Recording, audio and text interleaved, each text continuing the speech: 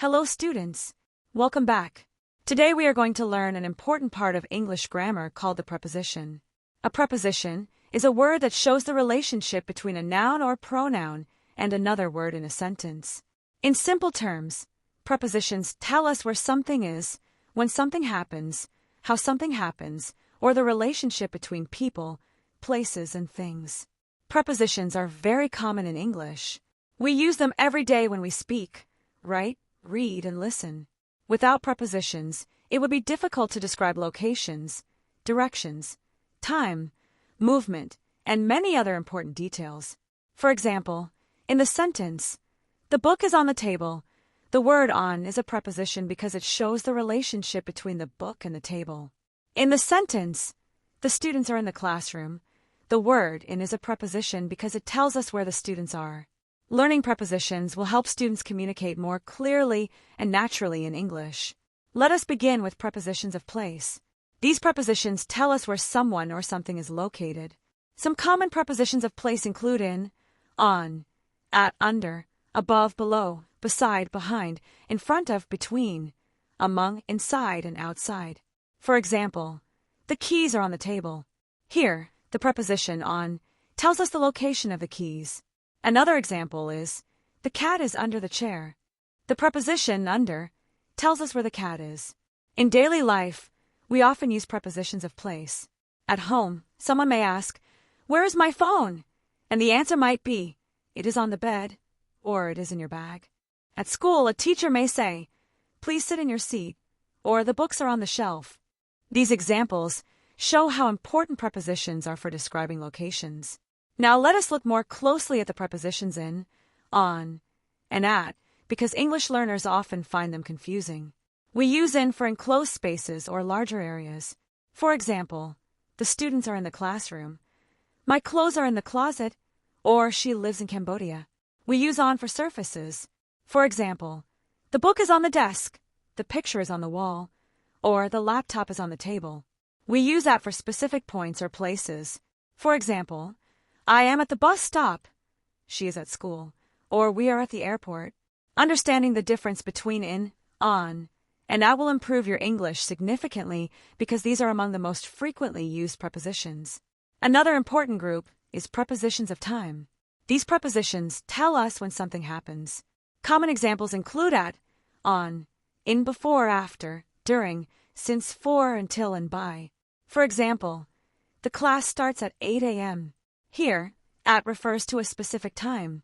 I have English class on Monday. In this sentence, on refers to a day. My birthday is in June. Here, in refers to a month. English speakers use these prepositions constantly when discussing schedules and events. You may hear sentences such as, "The meeting is at noon," "The exam is on Friday," or "The holiday begins in December."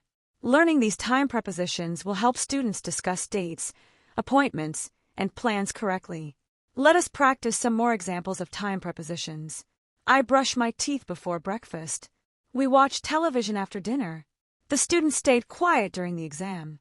She has lived here since 2020. They worked for 3 hours.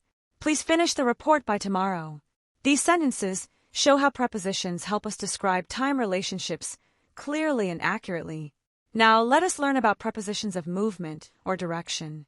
These prepositions show movement from one place to another. Common examples include to, into, onto, from, through, across, around, toward, and along. For example, the students walked to school. The preposition to shows direction. Another example is, the cat jumped onto the table. Here, onto shows movement to a surface. In daily life, we use movement prepositions frequently. I drove to work. She walked into the room. The train passed through the tunnel. We walked across the bridge. These prepositions help us describe travel, transportation, and physical movement. Imagine you're traveling. You might say, I traveled from Phnom Penh to Siem Reap. The bus moved along the highway. We walked around the city. The tourists entered into the museum. Notice how each preposition helps describe movement and direction. Without these words, it would be difficult to explain how people or objects move from one location to another. Students should also learn compound prepositions, which consist of more than one word. Examples include in front of next to, because of, due to instead of, and according to. For example, the teacher is standing in front of the class. The bank is next to the supermarket. The game was canceled because of the rain.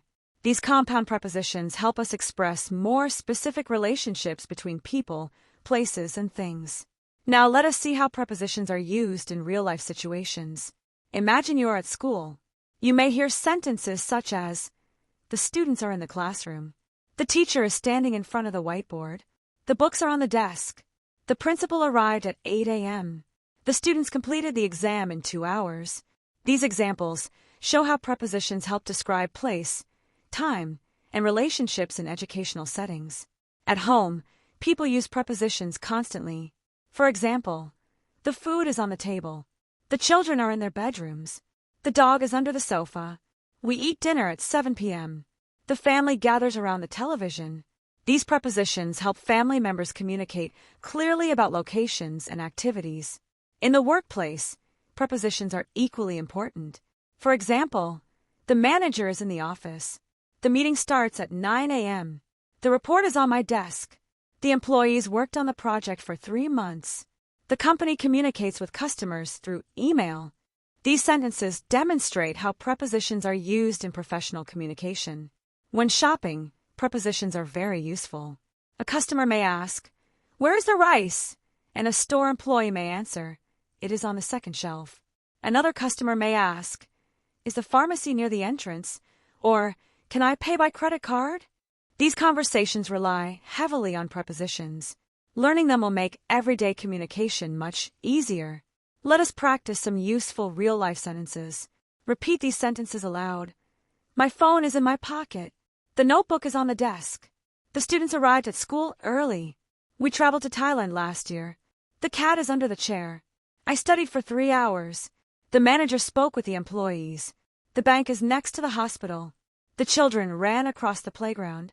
The meeting begins at 10 o'clock. Practicing these sentences will help you become more comfortable using prepositions naturally. English learners often make mistakes with prepositions because different languages use different patterns. For example, some learners say, "I arrived to school," instead of "I arrived at school." Others say, "I am interested on English," instead of "I am interested in English." Another common mistake is confusing in on and at. These mistakes are normal, and the best way to improve is through regular practice and exposure to real English conversations. One excellent way to learn prepositions is by observing your surroundings and describing them. For example, look around your room and say, "The computer is on the desk. The chair is beside the table. The books are in the cabinet. The fan is above my head." This simple exercise helps you connect prepositions with real objects and locations. Another effective activity is describing your daily routine. For example, I wake up at 6 o'clock. I eat breakfast in the kitchen. I travel to work by bus. I arrive at the office at 8 o'clock. During lunch, I eat with my colleagues. After work, I return home and relax in my living room. Notice how many prepositions are used naturally in these sentences. Prepositions are also important in storytelling. Consider the short story.